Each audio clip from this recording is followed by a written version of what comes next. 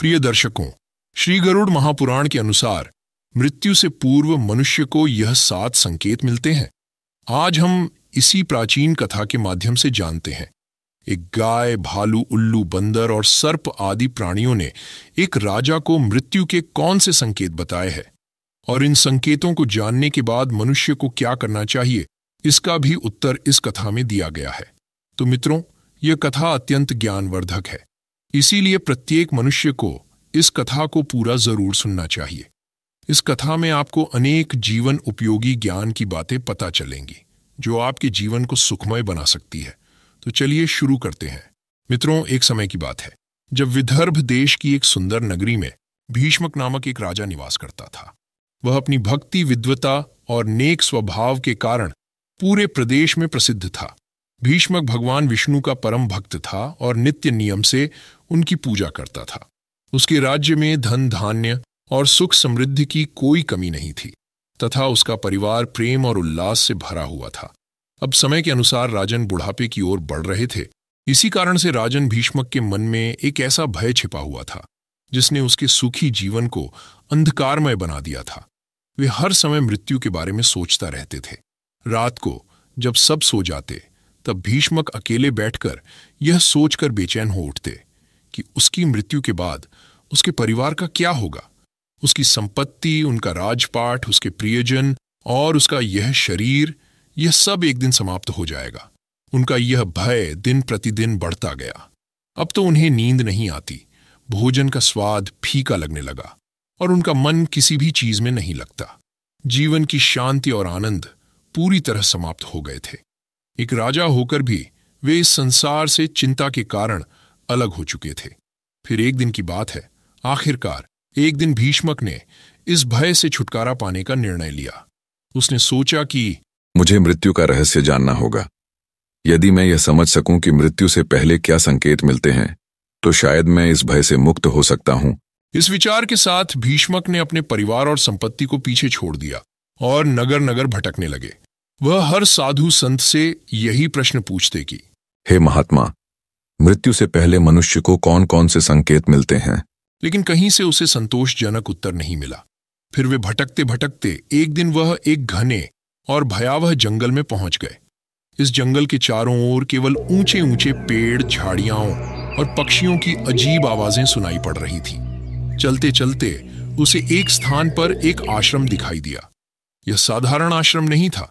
आश्रम के बाहर एक दिव्य शांति फैली हुई थी। अंदर से वेदों का पाठ और शंख ध्वनि सुनाई पड़ रही थी। उस आश्रम में जो साधु निवास करते थे वे बहुत तेजस्वी और शांत दिख रहे थे। उनके मुख पर दिव्यता की चमक थी और ऐसा प्रतीत होता था मानो वे साक्षात देवता हों। तब राजन भीष्मक ने आश्रम में प्रवेश किया और साधु को प्रणाम करते हुए कहा, हे साधु महात्मा, मैं एक समस्या लेकर आया हूं, कृपया मेरी सहायता कीजिए। तब एक साधु ने शांति से उत्तर दिया, हे राजन, बताओ तुम्हारी समस्या क्या है? तुम इतने चिंतित और थके हुए क्यों दिख रहे हो? भीष्मक ने हाथ जोड़कर कहना शुरू किया, हे साधु महाराज, मैं मृत्यु के भय से अत्यधिक परेशान हूं। इस भय के कारण मुझे न नींद आती है, न भोजन अच्छा लगता है। मैं दिन रात केवल मृत्यु के बारे में ही सोचता हूं। तब साधु ने गंभीर स्वर में पूछा, मृत्यु का भय क्यों? क्या तुम यह जानना चाहते हो कि मृत्यु कब होगी और कैसे होगी? भीष्मक ने उत्तर दिया, हाँ महाराज, मैं यह जानना चाहता हूं कि मनुष्य को मृत्यु से पहले कौन कौन से संकेत मिलते हैं। मैं यह समझना चाहता हूं ताकि इस भय से मुक्त हो सकूं। तब साधु ने राजन की बात ध्यान से सुनी और फिर कहा, हे राजन, मृत्यु का रहस्य जानने के लिए तुम्हें इस जंगल में गहराई तक जाना होगा। इस जंगल में एक रहस्यमयी गुफा है जिसमें तुम्हें पशु पक्षी या कोई विचित्र चीज मिले, उनसे मृत्यु के विषय में पूछो। ये सभी तुम्हें मृत्यु से पहले मिलने वाले संकेतों के बारे में बताएंगे।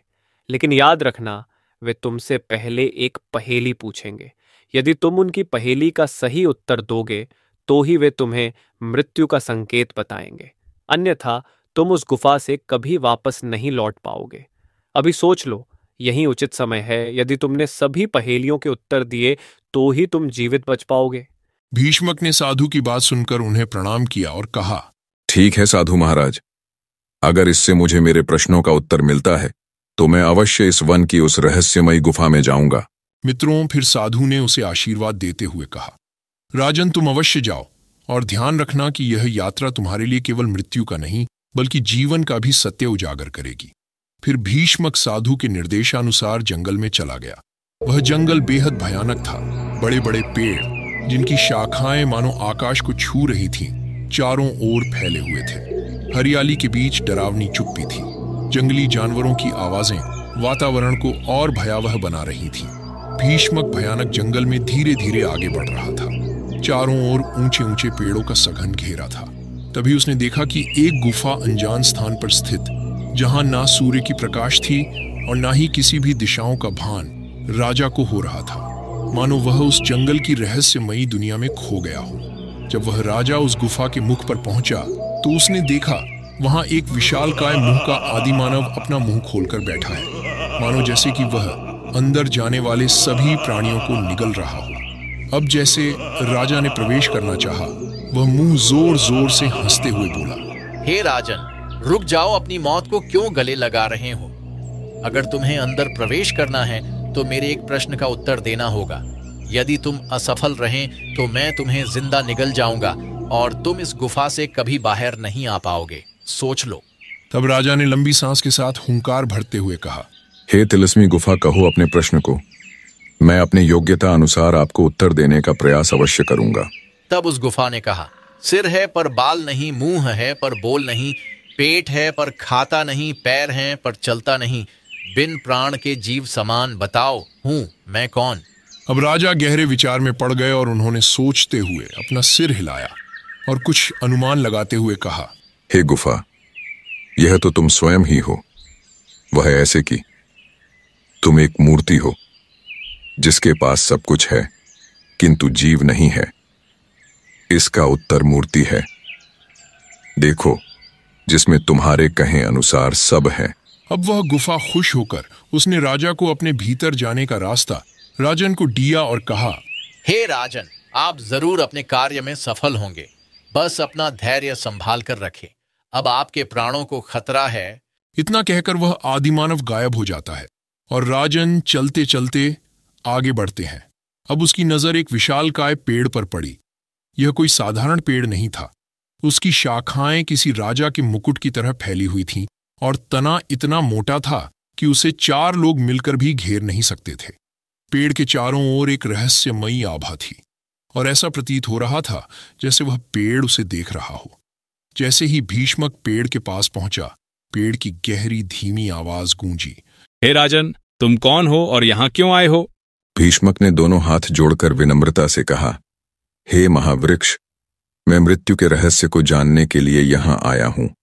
मुझे यह जानना है कि मृत्यु से पहले कौन कौन से संकेत मिलते हैं। क्या आप मेरी सहायता कर सकते हैं? फिर पेड़ ने धीरे धीरे अपना असली रूप धारण किया। उस महावृक्ष का विशालकाय मुख प्रकट हुआ। उसका मुख मनुष्यों की भांति दिखाई देने लगा। उस वृक्ष का वह अद्भुत रूप देखकर भीष्मक भयभीत होकर उस वृक्ष की ओर घूरने लगा। तभी पेड़ ने अपनी आवाज को और गंभीर करते हुए कहा, हे राजन, मैं तुम्हारी सहायता कर सकता हूं, लेकिन पहले तुम्हें मेरी पहेली का उत्तर देना होगा। यदि तुम सही उत्तर दोगे तो मैं तुम्हें मृत्यु से पूर्व मिलने वाला पहला संकेत बताऊंगा। अन्यथा मेरी जड़ों के द्वारा तुम्हें जकड़कर मृत्यु को अपनाना होगा। बताओ, क्या तुम्हें यह शर्त स्वीकार है? तब भीष्मक ने आत्मविश्वास से कहा, पूछो हे महावृक्ष, मैं अपनी योग्यता से पूरी कोशिश करूंगा। वृक्ष ने थोड़ी देर चुप्पी साधी और फिर अपनी पहेली पूछी, हे राजन, ना दिखूं न छुई जाऊं, फिर भी सबको मैं सहलाऊं। कभी हल्की तो कभी तूफान, ले आऊं मौसम में जान। पत्तों को नाचना सिखाऊं, बादलों को भी उड़ा ले जाऊं। बिन देह के हर ओर बहूं, जीवन में हर पल में रहूं। बता कौन हूं मैं, जो अदृश्य हूं पर सदा साथ हूं। बता राजन बता, कौन है वह जो बिना पंखों के उड़ता है, बिना पैरों के चलता है और बिना जीभ के बोलता है? भीष्मक ने कुछ देर गहन विचार किया। उसने चारों ओर देखना शुरू किया और उसका ध्यान उस समय बह रही ठंडी हवा पर गया। कुछ क्षणों बाद उसने मुस्कुराते हुए उत्तर दिया, हे महावृक्ष, यह तो हवा है। हवा का कोई आकार नहीं, फिर भी उसका असर हर जीव पर है।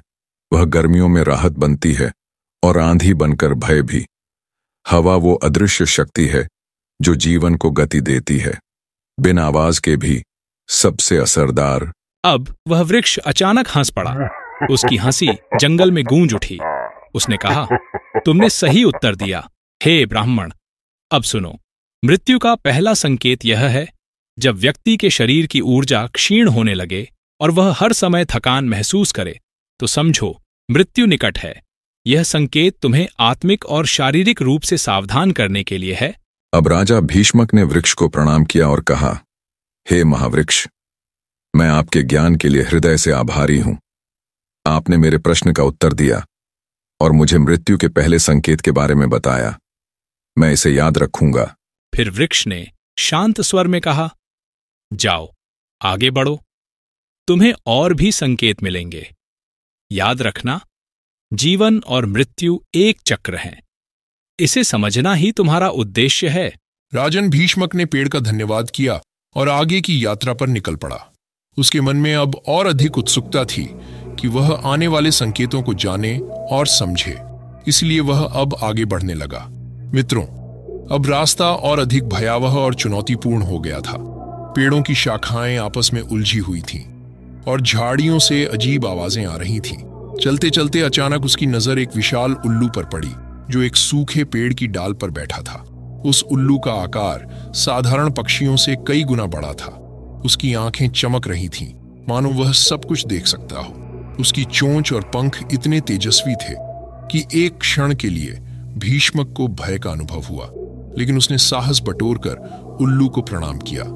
जैसे ही भीष्मक उसके पास पहुंचा, उल्लू ने गहरी और तीखी आवाज में पूछा, हे मनुष्य, तुम कौन हो और इस घने जंगल में क्या कर रहे हो? भीष्मक ने हाथ जोड़कर विनम्रता से कहा, हे उल्लू राज, मैं एक साधारण राजा हूं। मैं मृत्यु का रहस्य जानने के लिए भटक रहा हूं।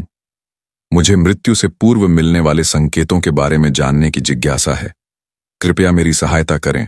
उल्लू ने अपनी पंखों को फैलाते हुए कहा, मैं तुम्हारी सहायता कर सकता हूँ, लेकिन उसके लिए तुम्हें मेरी एक पहेली का उत्तर देना होगा। यदि तुम उत्तर सही दोगे तो मैं तुम्हें मृत्यु से पूर्व मिलने वाला एक महत्वपूर्ण संकेत बताऊंगा, अन्यथा तुम्हें मेरा भक्ष्य बनना होगा। तब भीष्मक ने कहा, पूछो, हे महाज्ञानी रात के राजा उल्लू, मैं अपनी योग्यता के अनुसार पूरी कोशिश करूंगा।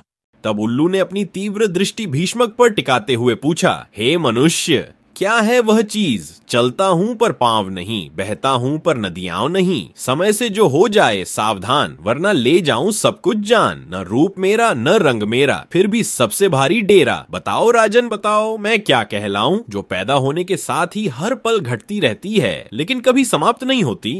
भीष्मक ने थोड़ी देर विचार किया। उसने अपनी यात्रा, समय और जीवन के चक्र के बारे में सोचा। कुछ ही क्षणों बाद उसने उत्तर दिया, हे उल्लू महाराज, इसका उत्तर समय है। समय हर पल कम होता है, लेकिन यह अनंत है और कभी समाप्त नहीं होता। समय चलता है, पर उसके पांव नहीं होते। वो बहता है, लेकिन वो नदी नहीं है। अगर समय का सही उपयोग न किया जाए, तो यह सब कुछ छीन सकता है। इसलिए कहा गया है, समय बड़ा बलवान है। अब उल्लू ने अपनी तीखी आवाज में हंसते हुए कहा, सही उत्तर दिया। हे राजन, अब सुनो, मृत्यु का दूसरा संकेत यह है, जब व्यक्ति की इंद्रियां जैसे सुनने और देखने की शक्ति कमजोर होने लगें तो समझो कि मृत्यु निकट है। भीष्मक ने ध्यानपूर्वक उल्लू की बात को सुना और उल्लू राजा को प्रणाम करते हुए कहा, हे महाज्ञानी रात के राजा उल्लू जी, मैं आपके ज्ञान का आभारी हूं। आपने मुझे मृत्यु के दूसरे संकेत के बारे में बताया, जो मेरे लिए अत्यंत महत्वपूर्ण है। अब उल्लू ने अपने पंख झटकते हुए कहा, याद रखना, जीवन और मृत्यु के बीच संतुलन को समझने के लिए इन संकेतों का ज्ञान आवश्यक है। अब आगे बढ़ो, तुम्हारी यात्रा अभी पूरी नहीं हुई है। मित्रों, राजा भीष्मक ने उल्लू का धन्यवाद किया और अपने मार्ग पर चल पड़ा।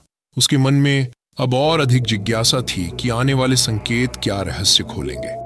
गुफा की यात्रा उसे हर पल मृत्यु के सत्य के और करीब ला रही थी।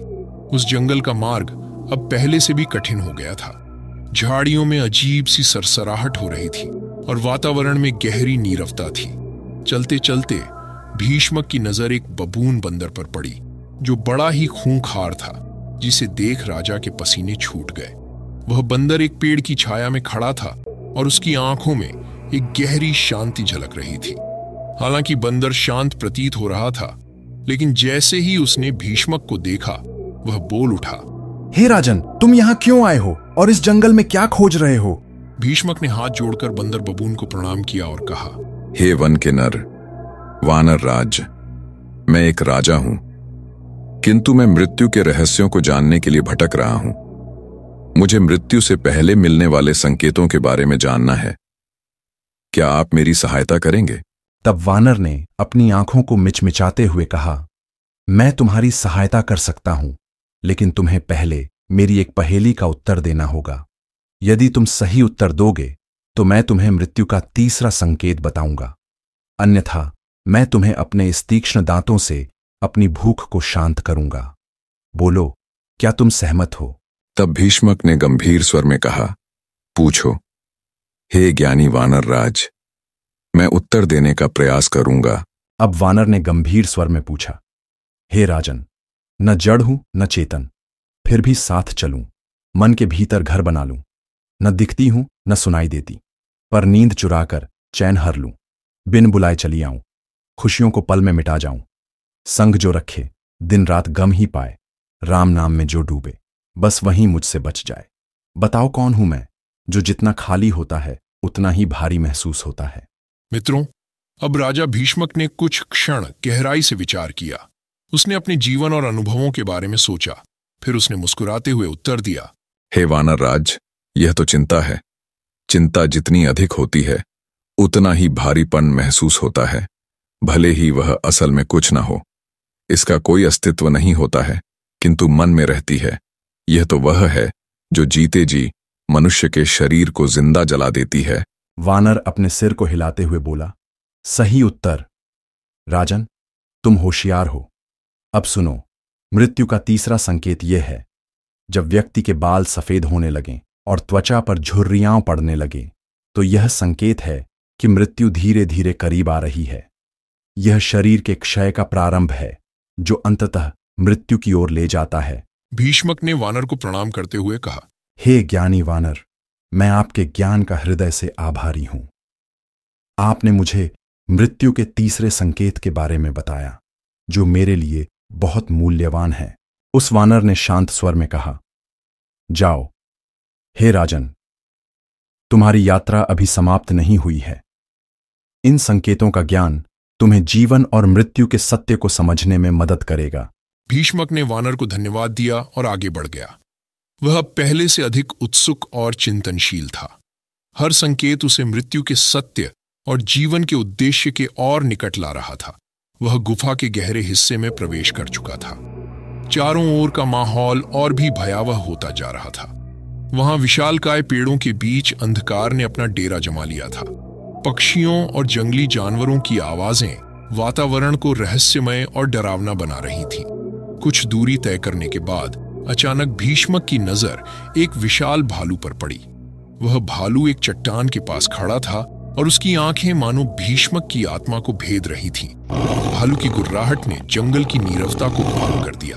अब राजा भीष्मक का दिल जोर से धड़कने लगा, लेकिन उसने खुद को साहसी दिखाते हुए भालू को प्रणाम किया। भालू ने गुर्राते हुए पूछा, हे मनुष्य, तुम यहाँ क्या कर रहे हो और इस जंगल में क्यों भटक रहे हो?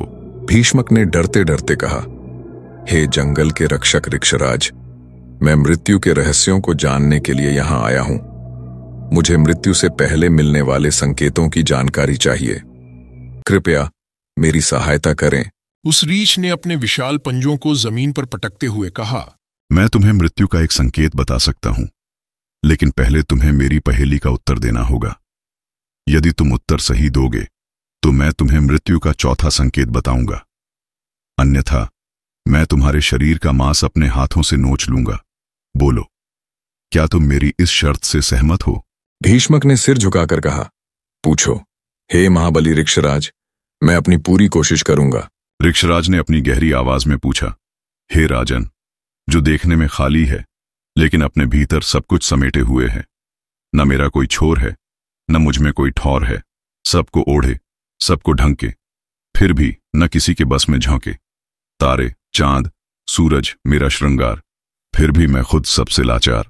पंछी उड़ते मुझ में गगन भेद करें, पर मैं वहीं का वहीं रहूं, ना हिलूं ना डरें। बताओ राजन, मैं कौन?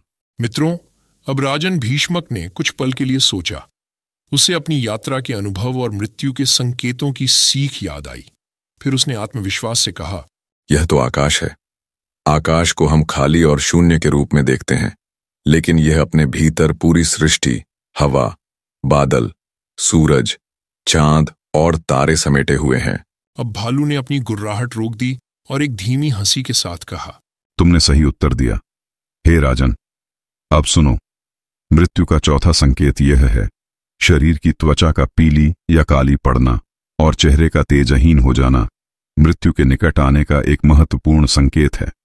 यह संकेत इस बात को दर्शाता है कि शरीर की जीवन ऊर्जा क्षीण हो रही है और आत्मा धीरे धीरे शरीर से विदा लेने की तैयारी कर रही है।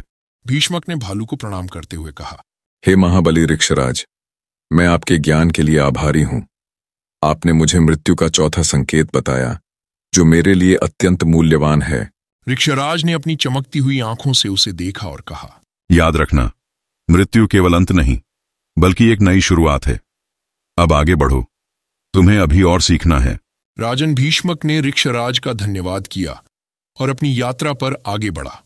अब वह गुफा की गहराई में प्रवेश कर चुका था और उसकी जिज्ञासा मृत्यु के संकेतों को लेकर और बढ़ गई थी। उसकी यात्रा उसे हर कदम पर मृत्यु के सत्य के और करीब ला रही थी। अब पहले से भी अधिक रहस्यमय और शांत हो गया था। गुफा के इस भाग में वातावरण अजीब सा था, न डरावना और न ही सामान्य, बल्कि ऐसा लगता था जैसे यह स्थान किसी दिव्यता से भरपूर है। कुछ दूर चलते चलते भीष्मक की नजर एक विशाल चुड़ैल पर पड़ी, जो अपने क्रूप रूप से उस गुफा का वातावरण और भी डरावना कर रही थी। किंतु राजा के राम राम कहते ही उस चुड़ैल को प्रणाम किया तो वहां एक चमत्कार हो जाता है। वह अचानक से एक गाय के रूप में परिवर्तित हो जाती है। अब उसका रूप अलौकिक था। उसका शरीर सुनहरी आभा से चमक रहा था और उसकी आंखों में गहरी करुणा झलक रही थी।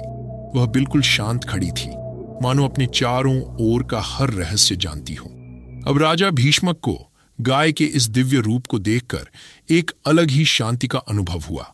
उसने तुरंत गाय को प्रणाम किया और विनम्रता से कहा, हे गौमाता, यह कैसा विचित्र दृश्य था। तब गाय ने कहा, हे राजन, मैं एक इच्छाधारी गाय हूँ। मेरा वास पाताल लोक में होता है, किंतु इस जंगल में सुरक्षित रहने हेतु अपना रूप बदल सकती हूँ। जो भी मनुष्य श्रीहरि का नाम स्मरण करता है, उसे मैं अपना दिव्य स्वरूप दिखाती हूँ। कहो, क्या चाहिए तुम्हें इस सुनसान वन के भीतर? राजन ने कहा, हे गौमाता, मैं मृत्यु के रहस्य को समझने के लिए भटक रहा हूं। मैंने इस जंगल में अनेक संकेत प्राप्त किए हैं, लेकिन अब मुझे आपसे सहायता चाहिए। क्या आप मुझे मृत्यु से पहले मिलने वाले किसी संकेत के बारे में बता सकती हैं?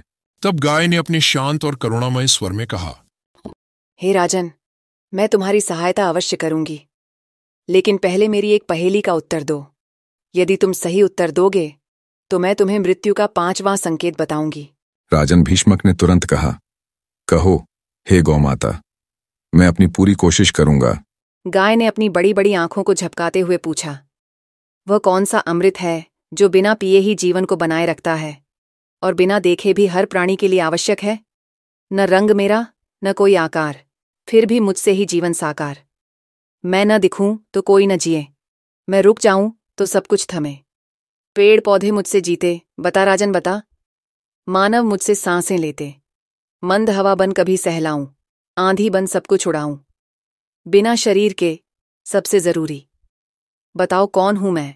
मित्रों, राजन भीष्मक ने थोड़ी देर सोचा। उसने अपने जीवन और प्रकृति के बारे में विचार किया। उसे उत्तर शीघ्र ही स्पष्ट हो गया।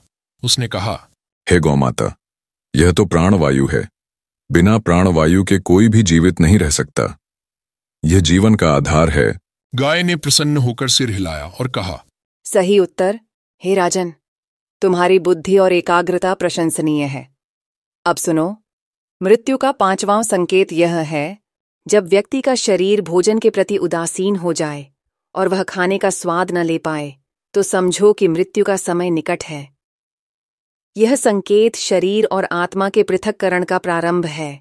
भीष्मक ने ध्यानपूर्वक गाय के वचन सुने और उसे प्रणाम करते हुए कहा, हे गौमाता, मैं आपके इस दिव्य ज्ञान के लिए आपका आभारी हूं। आपने मुझे मृत्यु के एक और महत्वपूर्ण संकेत से अवगत कराया। यह मेरे लिए अत्यंत मूल्यवान है। तभी गाय ने ममता भरी मुस्कान के साथ कहा, जाओ हे राजन, तुम्हारी यात्रा अभी समाप्त नहीं हुई है। आगे बढ़ो और मृत्यु के सत्य को पूर्णता से समझने का प्रयास करो। याद रखो, ज्ञान और समझ से ही जीवन और मृत्यु के चक्र को स्वीकार करना संभव है। भीष्मक ने गाय को धन्यवाद दिया और अपनी यात्रा पर आगे बढ़ गया। उसके मन में अब और अधिक उत्सुकता थी। हर संकेत उसे जीवन और मृत्यु के बीच छिपे गहरे रहस्यों को समझने के लिए प्रेरित कर रहा था। थोड़ी ही देर चलने के बाद राजन की नजर एक विषैले काले सर्प पर पड़ी, जो एक ऊंचे पेड़ के पास अपनी कुंडली मारकर बैठा था। उसकी आंखों में चमक और चाल ढाल में अद्भुत आत्मविश्वास था। ऐसा लग रहा था कि वह केवल एक नाग नहीं, बल्कि किसी विशेष ज्ञान का स्रोत हो और किसी रहस्यमयी वस्तु की रखवाली करता हो। जैसे ही भीष्मक ने उसे देखा, सर्प बोल पड़ा, हे राजन, तुम कौन हो और इस जंगल में क्यों भटक रहे हो? क्या तुम्हें अपनी मृत्यु का भय नहीं है?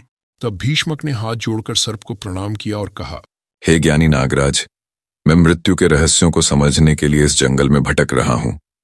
मैंने अब तक कई संकेत प्राप्त किए हैं और अब आपसे सहायता की अपेक्षा करता हूं। कृपया मुझे मृत्यु से पहले मिलने वाले किसी संकेत के बारे में बताइए। तब सर्प ने अपने फण को इधर उधर घुमाते हुए कहा, मैं तुम्हारी सहायता कर सकता हूं, लेकिन उसके लिए तुम्हें मेरी एक पहेली का उत्तर देना होगा। यदि तुम सही उत्तर दोगे तो मैं तुम्हें मृत्यु का छठा संकेत बताऊंगा, अन्यथा मैं तुम्हें दंश करूंगा, जिससे तुम्हारी मृत्यु निश्चित होगी। बोलो, क्या तुम सहमत हो? तब भीष्मक गंभीर ने उत्सुकता से कहा, पूछो हे नागराज, मैं उत्तर देने का प्रयास करूंगा। नागराज ने तीव्र स्वर में पूछा, वह कौन सी चीज है जो हमेशा दूसरों की नकल करती है लेकिन खुद कभी मौलिक नहीं होती? मैं हूं तेरे साथ सदा, पर न बनती कभी बदन की दवा। दोपहरी में छोटी हो जाऊं, सांझ ढले लंबी दिख जाऊं। न मुझ में जान न मुझ में बात, फिर भी करती हूं तेरा साथ। रोशनी में मेरा बसेरा, अंधेरे में नहीं मेरा चेहरा। बता कौन हूं मैं, जो हूं तेरे पीछे, फिर भी न तेरी तरह जीती। मित्रों, भीष्मक ने कुछ पल के लिए विचार किया। उसने पेड़ों के नीचे फैली हुई छाया पर ध्यान दिया और मुस्कुराते हुए उत्तर दिया, यह छाया है। छाया हमेशा दूसरों की नकल करती है, लेकिन उसकी अपनी कोई पहचान नहीं होती। अब नागराज ने हंसते हुए कहा, सही उत्तर। हे राजन, तुम्हारी बुद्धि और ज्ञान की प्रशंसा करता हूं। अब सुनो, मृत्यु का छठा संकेत यह है, जब व्यक्ति के सपने डरावने और विचित्र होने लगें और वह गहरी और शांत नींद न ले पाए, तो समझो मृत्यु निकट है। सपने आत्मा की चेतना के संकेत होते हैं और उनका विचलित होना मृत्यु के आगमन का सूचक है। भीष्मक ने नागराज को प्रणाम करते हुए कहा, हे ज्ञानी नागराज, मैं आपके इस ज्ञान के लिए आपका हृदय से आभारी हूं। आपने मुझे एक और महत्वपूर्ण संकेत से अवगत कराया है। अब सर्प ने अपनी कुंडली मोड़ते हुए कहा, हे राजन, याद रखो, मृत्यु जीवन का अंत नहीं, बल्कि आत्मा की यात्रा का एक और चरण है। अब आगे बढ़ो, तुम्हारी यात्रा अभी समाप्त नहीं हुई है। भीष्मक ने सर्प का धन्यवाद किया और अपनी यात्रा जारी रखी।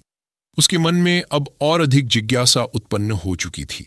हर संकेत उसे मृत्यु के रहस्यों को समझने के लिए प्रेरित कर रहा था और उसे आत्मा और जीवन के सत्य के और करीब ला रहा था। जंगल अब और भी शांत और रहस्यमय हो चुका था। पक्षियों की आवाजें कम हो गई थीं और हवा में एक अजीब सी गंभीरता थी। रास्ते पर चलते चलते उसे एक स्थान दिखाई दिया, जहां धूप के छोटे छोटे टुकड़े पेड़ों की शाखाओं से छनकर गिर रहे थे। इसी शांत और सुंदर वातावरण में उसकी नजर एक तेजस्वी मोर पर पड़ी। उस मोर का स्वरूप ऐसा था जैसे वह जंगल के सभी रहस्यों को जानता हो। उसकी आंखें चमक रही थीं और उसकी चाल में एक अपार आत्मविश्वास झलक रहा था। वह अत्यंत सुंदर और शांत दिखाई दे रहा था, मानो यह जंगल का कोई रक्षक हो। अब राजन भीष्मक ने मोर को प्रणाम किया और कहा, हे सुंदर मयूर, मैं एक राजा हूं। मैं मृत्यु के रहस्यों को जानने और समझने के लिए यहां आया हूं।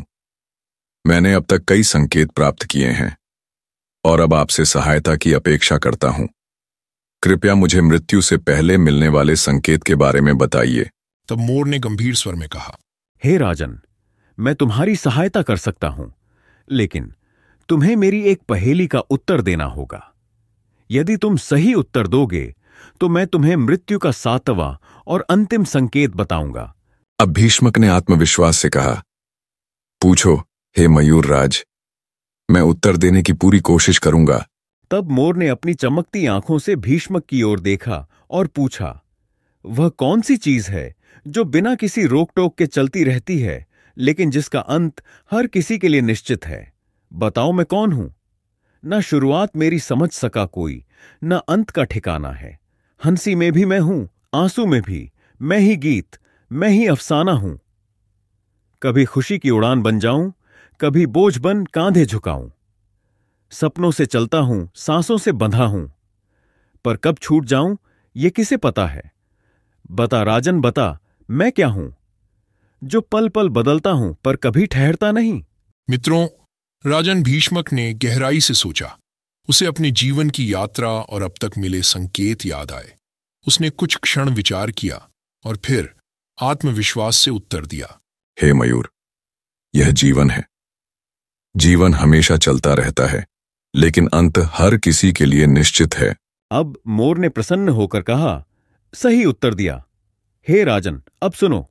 मृत्यु का 7वां और अंतिम संकेत यह है, जब व्यक्ति की सांसें असामान्य हो जाएं, वह भारी थकावट महसूस करे, व्यक्ति की सुनने और सूंघने की शक्ति कम हो जाती है, कानों में गूंज या अजीब आवाजें सुनाई देती हैं, उसकी दृष्टि भी क्षीण हो जाती है और उसे अपने आस पास खड़े लोग भी दिखाई नहीं देते, तो यह मृत्यु का संकेत है। यह अंतिम संकेत है जो बताता है कि जीवन का अंत निकट है। भीष्मक ने ध्यानपूर्वक मोर के वचन सुने और उसे प्रणाम करते हुए कहा, हे ज्ञानी मयूर, मैं आपके ज्ञान का हृदय से आभारी हूं। आपने मुझे मृत्यु के अंतिम संकेत के बारे में बताया। यह मेरे लिए अत्यंत मूल्यवान है। मोर ने शांत स्वर में कहा, याद रखना, मृत्यु केवल एक अंत नहीं, बल्कि आत्मा की यात्रा का एक नया अध्याय है। अब तुम अपनी यात्रा पूरी कर चुके हो। लौट जाओ और इस ज्ञान का उपयोग अपने जीवन को समझने और जीने में करो। हे राजन, न मैं जीवन से दूर हूं, न किसी एक का क्रूर हूं। जो जन्मे हैं उनका मैं साथी, न कोई राजा बचा, न रानी की थाती। मैं न रोती हूं न हंसती हूं, पर हर घर में दस्तक देती हूं। कोई मुझसे डरता है, कोई मुझे साधता है, कोई मुझे अंत समझता है, कोई नई राह मानता है। बता कौन हूं? मैं जो चुपचाप आती हूं पर सबको बदल जाती हूं, तो वह मैं मृत्यु हूं।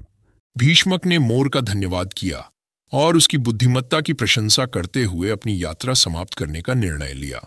7 संकेत जानने के बाद राजन भीष्मक ने साधु अगस्त्य के आश्रम की ओर प्रस्थान किया। वह थका हुआ तो था, लेकिन उसकी आत्मा ज्ञान और सत्य के प्रकाश से भर चुकी थी।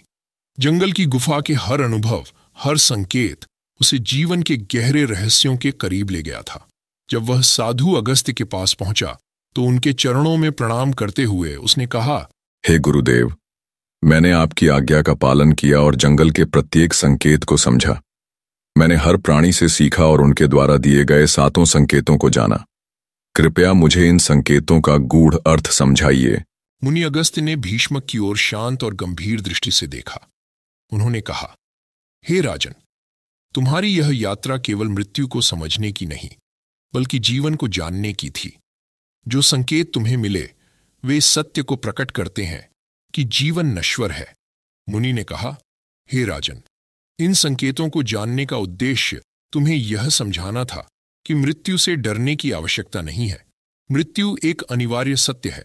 जो व्यक्ति धर्म, सत्य और भक्ति का पालन करता है, वह न केवल मृत्यु को सहजता से स्वीकार करता है, बल्कि मृत्यु के बाद आत्मा को शांति और मोक्ष भी प्राप्त करता है। मृत्यु का भय केवल उसे होता है जिसने अपने जीवन को व्यर्थ में बिताया हो। अच्छा जीवन जीने वाला व्यक्ति मृत्यु को डर के रूप में नहीं, बल्कि एक नए प्रारंभ के रूप में देखता है। भीष्मक ने मुनि के चरणों में गिरकर कहा, हे गुरुदेव, आपने मेरी आत्मा को इस अज्ञान के अंधकार से मुक्त कर दिया। अब मैं मृत्यु को न केवल स्वीकार करता हूं, बल्कि इसे जीवन के चक्र का आवश्यक हिस्सा मानता हूं। मैं धर्म, सत्य और भक्ति के मार्ग पर चलने का संकल्प लेता हूं। मुनि अगस्त्य ने उसे आशीर्वाद देते हुए कहा, जाओ। हे राजन, अब तुम्हारा जीवन शांति और संतोष से भरा होगा। अपनी इस समझ को दूसरों के साथ भी साझा करो, ताकि वे भी मृत्यु के भय से मुक्त हो सकें। भीष्मक मुनि अगस्त्य को प्रणाम कर अपने घर लौट आया। वह पूरी तरह से बदल चुका था। मृत्यु का भय, जो उसे प्रतिदिन सताता था, अब समाप्त हो गया था। वह जान चुका था कि मृत्यु केवल एक चरण है और धर्म, सत्य और भक्ति के मार्ग पर चलकर इसे सहजता से स्वीकार किया जा सकता है। अब वह अपने परिवार और समाज के साथ शांति और संतोष के साथ जीवन व्यतीत करने लगा। उसके जीवन में अब न केवल आध्यात्मिकता का प्रकाश था, बल्कि वह दूसरों को भी धर्म और सत्य के मार्ग पर चलने के लिए प्रेरित करने लगा। तो दोस्तों, यह कथा हमें सिखाती है कि मृत्यु से डरने की आवश्यकता नहीं है। जीवन को धर्म, सत्य और भक्ति के साथ जीना चाहिए। यही वास्तविक मोक्ष का मार्ग है। मृत्यु केवल अंत नहीं, बल्कि आत्मा की अनंत यात्रा का एक नया अध्याय है। उम्मीद है आपको यह कथा पसंद आई होगी। वीडियो को लाइक जरूर करें और कमेंट में जय श्री कृष्ण अवश्य लिखें। साथ ही चैनल को सब्सक्राइब करें। आप सभी का धन्यवाद।